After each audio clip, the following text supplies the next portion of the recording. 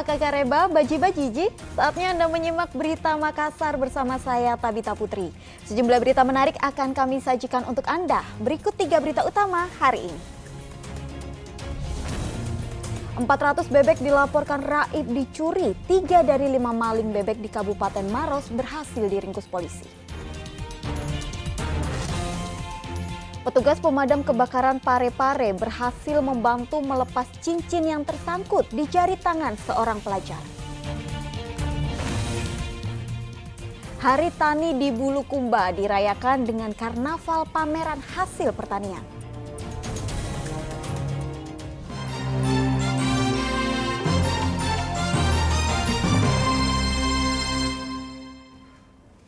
Informasi pertama, 3 dari 5 pencuri bebek di Kabupaten Maros berhasil diringkus polisi.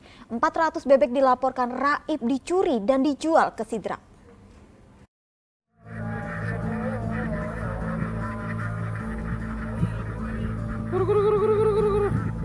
Rekaman video ini memperlihatkan komplotan pencuri bebek beraksi di Desa Minasa Baji, Kecamatan Bantimurung, Kabupaten Maros. Polisi yang menerima laporan warga telah kehilangan 400 bebek segera melakukan penyelidikan. 3 dari 5 pencuri bebek berhasil diringkus. 1 pelaku residivis kasus pencurian ternak ditangkap di Maros, sedangkan 2 pelaku lainnya dibekuk di Pinrang. Polisi kini masih memburu 2 pencuri bebek sisanya yang melarikan diri saat penangkapan. Pak, dari para pelaku ini, di antara mereka itu ada residivis atau gimana, Pak?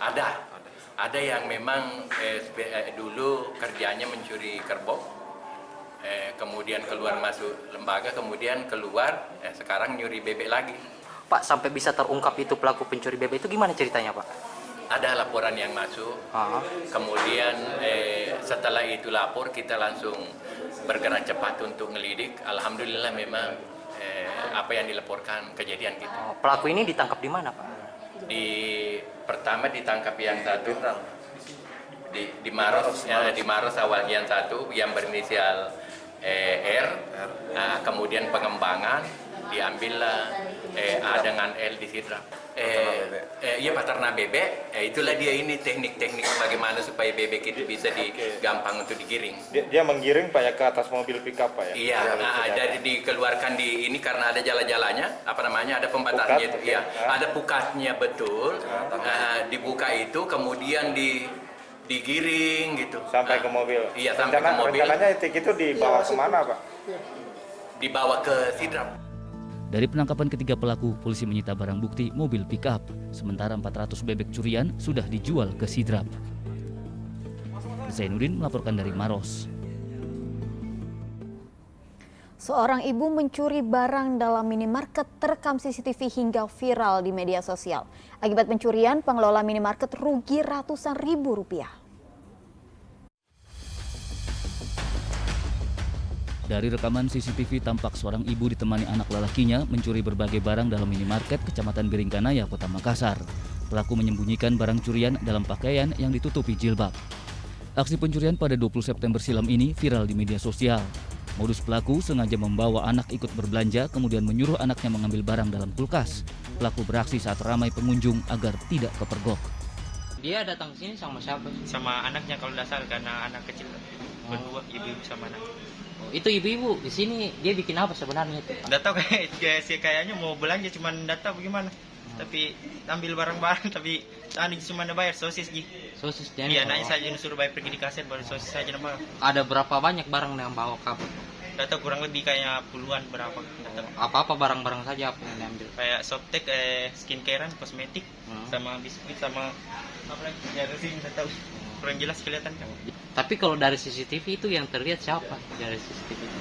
Ada 2 sama ibu sama anaknya. Ciri-cirinya seperti apa? Ibunya pakai apa? Jilbab. Iya, jilbab. Terus Jilbab besar, sama anaknya pakai apa? Pakai baju kaos biasa sama celana pendek. Itu barang-barangnya yang ngambil itu dia simpan di mana dia sembunyi? Di dalam anunya, apa namanya, talkumnya? Di dalam talkumnya dia. Sementara untuk anaknya sendiri apa yang kerja anaknya? Itu sosis, disuruh pergi bayar sama nanuka situasi suatu. Baru ibunya dia keluar ya? Iya. Ini sering terjadi atau gimana? Sering terjadi, cuma baru lagi terekaman. Jelas gitu. Ya. Akibat pencurian, pengelola minimarket mengaku rugi ratusan ribu rupiah. Pengelola minimarket belum melaporkan kasus pencurian ini ke polisi. Zainuddin melaporkan dari Kota Makassar. Cincin yang tersangkut di jari tangan kanan seorang pelajar di Parepare berhasil dilepaskan petugas pemadam kebakaran. Upaya petugas sempat terkendala karena cincin terbuat dari logam dan pelajar panik banyak bergerak.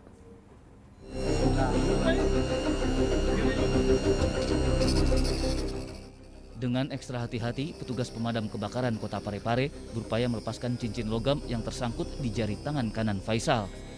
Petugas mencegah jari tangan pelajar di Kota Parepare ini terluka. 30 menit berselang, cincin itu akhirnya berhasil dilepas setelah petugas memotong dua sisi cincin menggunakan gerinda kecil.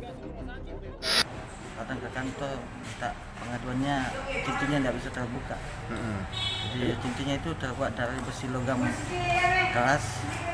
Jadi kami evakuasi di kantor, membukanya dan alhamdulillah kami bisa selesaikan dengan cepat. Iya, kalau ini Pak bisa diceritakan mungkin kesulitannya tadi Kesulitannya anak-anak ini lagi panik, kaget. Jadi kami susah beradaptasi dengan jari-jari tangannya banyak goyang, jadi kami juga takut kalau dia alat yang kita pakai itu kena ke tangan sebelahnya. Iya, sementara logamnya juga keras Pak. Iya, logamnya keras. Jadi kami harus hati-hati pelan-pelan. Anak-anaknya banyak goyangnya juga. Berapa lama Pak tadi? Ada 30 menit. Petugas sempat kesulitan karena cincin terbuat dari logam dan pelajar panik banyak bergerak. Suardi Gatang melaporkan dari Kota Parepare. Polisi masih menyelidiki kematian seorang ibu dan dua anaknya di Pinrang yang diduga karena bunuh diri. Jenazah ketiganya telah dimakamkan dalam satu liang lahat. Hingga kini kematian seorang ibu dan dua anaknya di Kecamatan Tiroang, Kabupaten Pinrang masih diselidiki. Ketiganya diduga tewas setelah meminum racun sehingga muncul dugaan sementara tewasnya mereka karena bunuh diri. Namun polisi belum memastikan penyebab kematian. Dari lokasi penemuan ketiga jenazah, polisi menyita barang bukti cairan yang diduga racun, catatan yang ditinggalkan sang ibu, serta pesan suara sang ibu kepada suaminya. Polisi menduga kematian ketiganya terkait jeratan utang. Dan ditemukan di situ racun, diperkirakan racun merek sapu, dan 3 gelas, 3 sarung gitu, serta handphone. Dan di dalam handphone itu ada handphone, ada catatan buku juga. Dalam handphone itu ada voice note, isi pesan. Intinya curhat dengan bahasa Bugis.